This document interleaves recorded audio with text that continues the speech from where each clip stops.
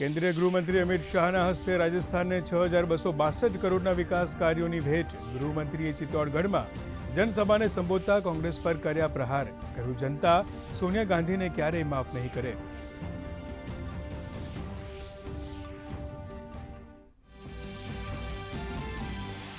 ઝારખંડમાં આંદોલનકારી વિદ્યાર્થીઓ રાજ્ય સરકાર સાથે આરપારના મૂડમાં. મુખ્યમંત્રી હેમંત સોરેનનું માંગ્યું રાજીનામું.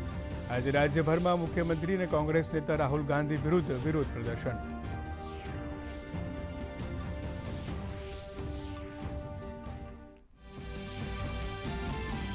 પશ્ચિમ બંગાળમાં આજથી આયુષ્માન યોજનાની થઈ શરૂઆત. મુખ્યમંત્રી શુભેન્દુ અધિકારીએ યોજનાની કરાવી શરૂઆત. આશરે 3.6 કરોડ લોકોને મળશે 5 લાખ સુધીની મફત આરોગ્ય સારવાર.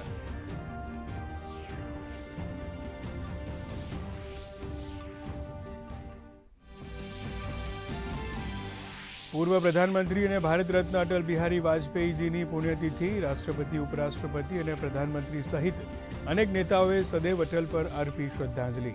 દેશભરમાં વિવિધ કાર્યક્રમોનું આયોજન.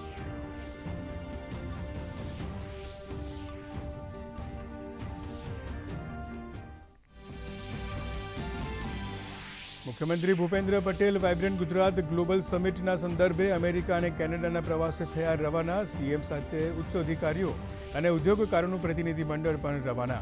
વિદેશમાં રોકાણકારો અને ઉદ્યોગ મંડળો સાથે કરશે બેઠક.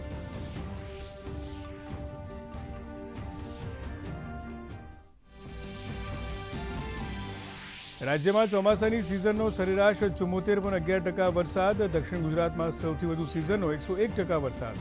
આજે ડાંગ, વલસાડ, નવસારી, તાપી અને દમણ, દાદરાનગર હવેલીમાં વરસાદનું યલો એલર્ટ.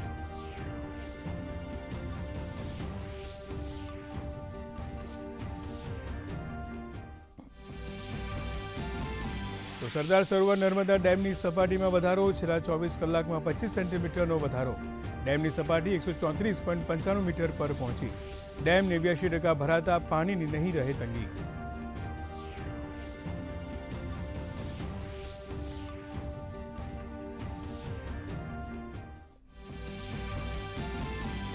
અને મહિલા હોકી વિશ્વકપમાં ભારત પોતાના અભિયાનની કરશે શરૂઆત. પહેલા મુકાબલામાં ચીન સાથે થશે ટક્કર.